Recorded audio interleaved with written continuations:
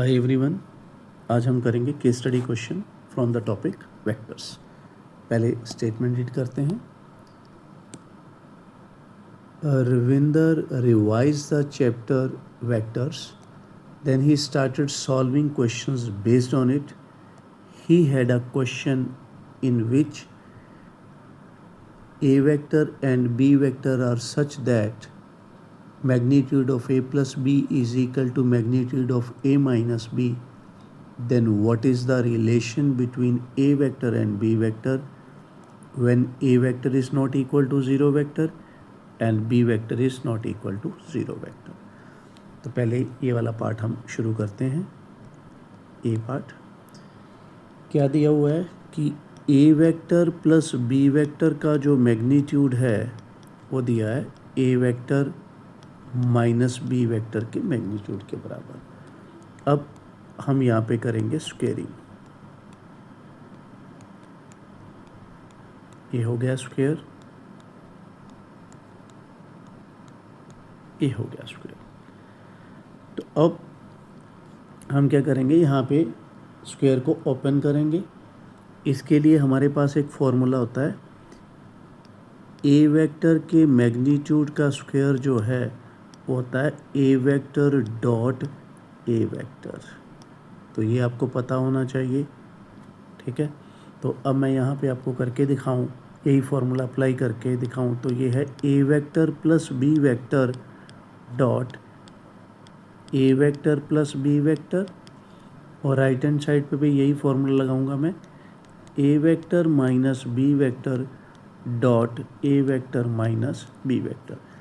अभी dot product को मैं ओपन करता हूँ। A vector dot A vector plus A vector dot B vector, B vector dot A vector, B vector dot B vector. उसी तरह से राइट हैंड साइड में A vector dot A vector minus A vector dot B vector minus B vector dot A vector plus B vector dot B vector. अब यहाँ पे आपको ध्यान देना होगा कि ये जो है यही फॉर्मूला रिवर्स ऑर्डर में यहाँ पे लगेगा। तो यहाँ पे मैं लगाऊंगा ए मैग्नीट्यूड का स्क्वायर, क्योंकि यहाँ से यहाँ जा सकते हो। अब बी डॉट ए और ए डॉट बी जो है वो सेम होता है, वो हमें पता है कि डॉट प्रोडक्ट इज़ कॉम्यूटेटिव, ठीक है।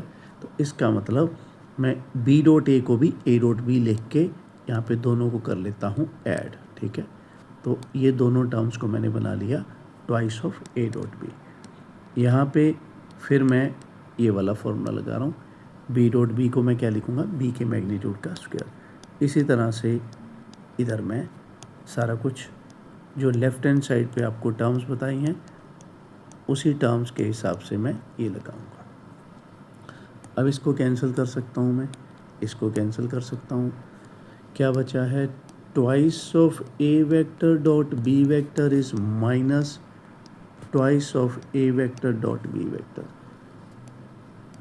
Twice of A vector dot B vector plus twice of A vector dot B vector. ये बन गया 4 times A vector dot B vector is equal to 0। अब ये बना है A vector dot B vector is equal to 0। तो अब जैसे कि हमें दिया गया है कि A vector is not equal to 0 vector, ये भी दिया है B vector is not equal to 0 vector. तो अब जब ए डॉट बी 0 है, ठीक है, तो और ये दोनों चीज़ें दी हुई हैं, तो ए डॉट बी 0 कौन बना रहा है, सिर्फ ए की कंडीशन बना रही है कि A is perpendicular to B, ठीक है। अदरवाइज ए डॉट बी को 0 बनाने के पीछे ए वेक्टर का 0 होना हो सकता है, बी वेक्टर का 0 होना हो सकता है, या फिर ए और बी परपेंडिकुलर हों। मगर यहाँ पे ये दो कंडीशंस तो पहले ही बाहर हो चुकी हैं, क्योंकि ए और बी 0 नहीं है। तो सिर्फ यही एक कारण है जो कि ए डॉट बी को 0 बनाता है। तो ये हमारा बच्चों हो गया फर्स्ट पार्ट, ठीक है। यहाँ पे हम टिक लगा लेंगे, ये ख़त्म हो गया। अब सेकंड रीड करते हैं। Let A B and C be unit vector such that A dot B is equal to A vector dot C vector is equal to 0 and angle between B vector and C vector is pi/6, then how A vector is related with B vector and C vector. चलिए अब इसको देखते हैं, second part मतलब B part. तो B part को अभी मैं थोड़ा ब्रेक करके आपको बताता हूँ. देखो पहले तो ये लिखा हुआ है कि ए वेक्टर, बी वेक्टर और सी वेक्टर क्या है, यूनिट वेक्टर. तो इसका मतलब तीनों का जो मैग्नीट्यूड है वो है 1. और क्या दिया हुआ है, A vector dot B vector is equal to A vector dot C vector.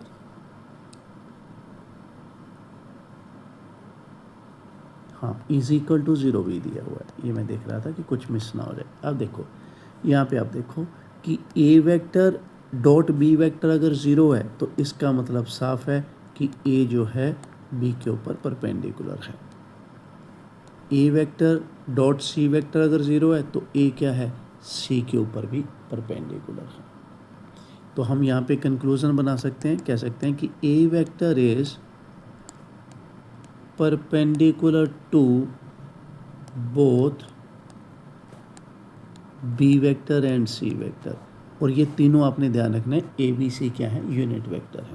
तो अब मैं यहाँ पे लिखूँ एंड वी नो दैट, यहाँ पे एक फॉर्मूला जो हम पढ़ते हैं थ्योरी में, we know that unit vector perpendicular to B vector and C vector, unit vectors perpendicular to B vector and C vector are. तो ये वाला फॉर्मूला हम वेक्टर जब चैप्टर करते हैं तो उसमें पढ़ते हैं. ठीक है.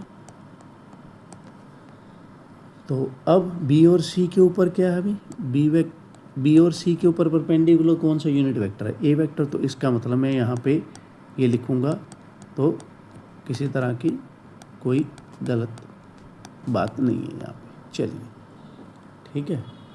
अब यहाँ पे मैं लगाऊंगा फॉर्मूला, बी क्रॉस सी को अभी मैं वैसे ही लिखूँगा, इसका लगाऊंगा. तो इसका फॉर्मूला क्या होता है बच्चों, बी का मैग्नीट्यूड, सी का magnitude, sine of the angle between B vector and C vector. और वो दिया था हमें कि बी और सी के विचकार एंगल कितना है, pi/6. तो यहाँ पे बी वेक्टर क्या है, यूनिट वेक्टर, उसका मैग्नीट्यूड 1 है. सी वेक्टर क्या है, यूनिट वेक्टर, उसका मैग्नीट्यूड 1 है. साइन pi/6 की वैल्यू कितनी है अभी, 1/2. तो ए वेक्टर जो है आफ्टर सम कैलकुलेशन ये बना है. तो ये है बच्चों हमारा जवाब कि ए वेक्टर बी वेक्टर और सी वेक्टर के बीच में क्या रिलेशन है, ये हमसे पूछा गया था बी में. तो ये हमारा ओवर हो चुका है. चलिए इसको भी टिक लगा लेते हैं, बी ये ख़त्म है. अब पढ़ते हैं C part. If A vector is equal to I cap minus 2j cap, B vector is this, and एक ये हमें दिया गया है, इसके बारे में पूछा गया है कि भाई इसकी वैल्यू कितनी है. ठीक है. तो अब आप ध्यान रखो थोड़ा सा कि 2a प्लस बी ये वाली टर्म्स हमें चाहिए. ठीक है. एक a माइनस 2b चाहिए. चलो मैं एक एक करके यहाँ पे लिखता हूँ. ठीक है. और आराम से आप समझिए क्या हो रहा है. देखिए c जो है, पहले मैं लिखता हूँ यहाँ पे कि a वेक्टर जो है, a वेक्टर यहाँ से देख के मैं लिखूँगा, a वेक्टर है i cap minus 2j cap. b vector कितना है, 2i plus j plus 3k cap. अब मैं यहाँ से एक वेक्टर बनाने वाला हूँ. ठीक है. Twice a vector plus b vector कैसे बनेगा, 2 के साथ मैं लगाऊंगा a वेक्टर. a वेक्टर मेरा है i minus 2j. b vector जो है मेरा वो है 2i plus j plus 3k. अब इनको मैं थोड़ा सा कैलकुलेशन में ले लेता हूँ. तो ये बनेगा अभी 4i माइनस 3j और प्लस 3k. ठीक है. इसी तरह से हम वेक्टर बना लेंगे a माइनस 2b. तो वो तैयार होके क्या बनेगा, -3i -4j -6k। इसको थोड़ा मैं ठीक कर देता हूँ, ये है बच्चों, ठीक है। 2a + b वेक्टर तैयार हो गया और ये हमारा a - 2b वेक्टर तैयार हो गया। अब क्वेश्चन की डिमांड के हिसाब से पहले मेरे को करनी पड़ेगी इनकी क्रॉस प्रोडक्ट, ठीक है। 2a + b और a - 2b की क्रॉस प्रोडक्ट, और इसमें हम इसको ऐसे लिख लेते हैं ijk। अब पहले ये वाला जो वेक्टर है इसके स्केलर कंपोनेंट्स में उठाऊंगा यहाँ से 4 -3 3। अब मैं जो दूसरा वेक्टर है ये वाला, इसके कंपोनेंट्स उठाऊंगा मैं ये वाले -3 -4 -6। अब इसको सॉल्व करूं तो मैं ये आएगा -+18 + 12, तो मैं डायरेक्ट लिख दूंगा भाई यहाँ पे आएगा 30। अब -24 + 9 -24 + 9, तो ये आ जाएगा -15, ठीक है। अब आगे के है -16 - 9, तो ये बनेगा -25। अब इसको लिखते हैं साफ करके कि भाई क्या है ये कुछ ये बना है बच्चों 30i cap 15j cap -25k cap. अब क्वेश्चन हमसे क्या जानना चाहता था, ये वैल्यू, इसको इवेल्युएट करने के लिए बोला गया था। मैं एक बार लिख रहा हूँ,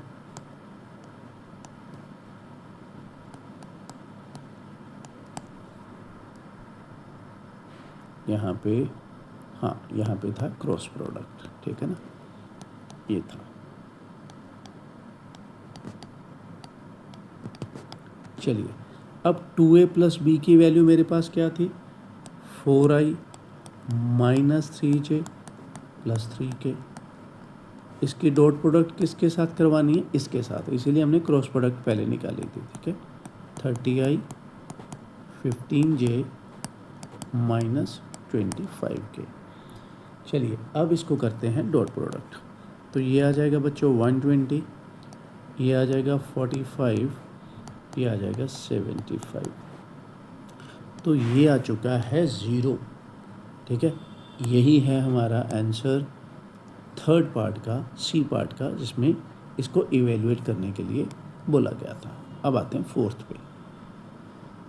if the area of the parallelogram formed by vector a and b as diagonals is, if नहीं the area of the parallelogram, उस पैरेललोग्राम का एरिया बताइए जिसके डायगनल वेक्टर्स a और b हैं।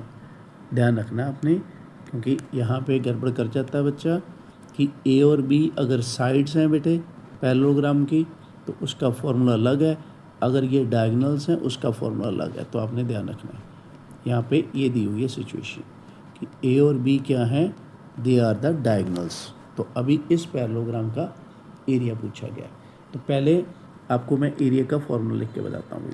एरिया ऑफ पैरेललोग्राम, इस पैरेललोग्राम का, ठीक है, जिसके डायगनल्स a वेक्टर और b वेक्टर हैं, ये है फॉर्मूला, ठीक है। अब इस फॉर्मूले के हिसाब से हम प्रिपेयर करते हैं चीज़ें। पहले मैं निकालूंगा a वेक्टर और b वेक्टर की क्रॉस प्रोडक्ट। a वेक्टर के स्केलर कंपोनेंट्स क्या है 1 - 2 0, b वेक्टर के क्या हैं 2 1 3। अब इसको सॉल्व करते हैं। i कैप -6 3 1 + 4 5, तो ये आ गया -6 i cap -3 j cap +5 k cap, ठीक है। अब फॉर्मूले के अनुसार मेरे को चाहिए इसका मैग्नीट्यूड। मैग्नीट्यूड आएगा -6 का स्क्वायर -3 का स्क्वायर +5 का स्क्वायर और उसके ऊपर अंडर रूट। तो ये है 36 है, ये भाई 9 है, ये 25 है और ये बन गया 70 का अंडर रूट। ठीक है, अभी हमने एरिया निकालना था, एरिया ऑफ पैरेललोग्राम, तो वो क्या है, हाफ इनटू ये जो हमने अभी फाइंड आउट किया है। ठीक है, तो इसके पीछे हमने ये नहीं भूलना स्क्वायर यूनिट्स लिखना। ठीक है, क्योंकि एरिया है। तो इसी के साथ हमारा जो केस स्टडीज़ है, ये वाला केस स्टडी क्वेश्चन वेक्टर्स का, ये यहीं पे फिनिश हो रहा है। ठीक है, उम्मीद है आपको समझ आ गई होगी। ठीक है, क्योंकि साथ साथ मैंने फार्मूलाज भी लिखे हैं और थ्योरी को भी एक्सप्लेन किया है कि कैसे वेक्टर्स को सोचना है। तो अगर आपको अच्छा लगा है, जितने भी मेरे व्यूअर्स हैं, कंटेंट बढ़िया लग रहा है, फ्रेश लग रहा है, न्यू लग रहा है, तो ज़्यादा से ज़्यादा इसको लाइक करें, शेयर करें, कमेंट करें। कोई दिक्कत है तो कमेंट बॉक्स में लिखें, सब्सक्राइब करें ज़्यादा से ज़्यादा, ताकि हम इसको कंटिन्यू करें। अभी हम इसी सीक्वेंस को आगे बढ़ाते रहेंगे। पहले तो हम टॉपिक्स ख़त्म करेंगे। ठीक है बच्चों, सारे जितने भी 12th के टॉपिक्स हैं, 11th के टॉपिक्स के भी केस स्टडीज़ अलग प्लेलिस्ट में पड़ी हुई हैं। इसकी PDF जो है वो डिस्क्रिप्शन बॉक्स में आपको मिल जाएगी। और जैसे ही टॉपिक्स, इंडिविजुअल टॉपिक्स ख़त्म होंगे, ठीक है, इसके साथ ही मैं एक और प्लेलिस्ट शुरू करूँगा बच्चों, जिसमें कि सारे के सारे जितने भी केस स्टडीज़ प्रीवियस ईयर्स में आए हुए हैं, या कुछ सैम्पल पेपर्स में CBSE ने डाले हुए हैं, या पंजाब स्कूल एजुकेशन बोर्ड ने डाले हुए हैं, ठीक है, तो उन सभी को मैं एक्सप्लेन करूँगा 1 बाय 1। और जितने भी क्वेश्चन जो CBSE के क्वेश्चन बैंक में केस स्टडीज़ पड़े हुए हैं, उन सभी को मैं एक एक करके एक्सप्लेन करूँगा। ठीक है, तो इसी तरह से बने रहिए इसी चैनल के साथ। Thank you very much and have a nice day.